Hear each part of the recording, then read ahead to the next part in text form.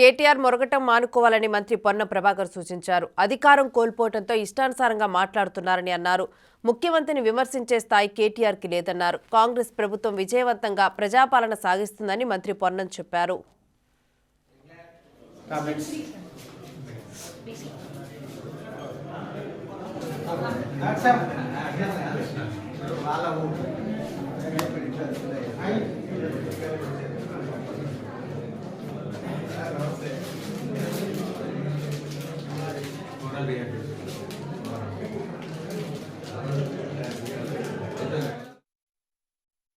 ఈ నెల 3వ తారీఖు అయితే 60 రోజులు కాదు, ఒక టూగా మురగద్దని చెప్పాలి.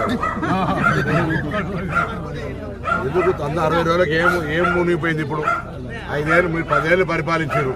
మేము అడుగుతామంటే పోలీసులను పంపి అరెస్ట్ చేస్తారు.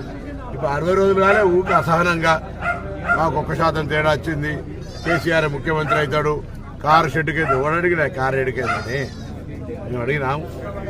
మళ్ళీ కాలుకోటికి సరిపోడు, ఎవడెవడు కాలుకోటికి సరిపోడు.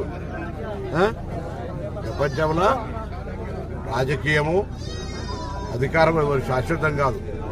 అనవసరంగా మిడిసిపడద్దు, ఓపిక పట్టమంటున్నాం. మేము ఇచ్చిన వాగ్దానాలు బరాబర్ ఏడాదిలో కంప్లీట్ కాకపోతే అడగాలి. మీరు చేయని ఎన్నున్నాయి తీసి మమ్మల్ని బట్టలు ఇప్పుతా అంటారు. ఇప్పితే ఎన్ని బట్టలు తొడిగి ఇప్పాలి.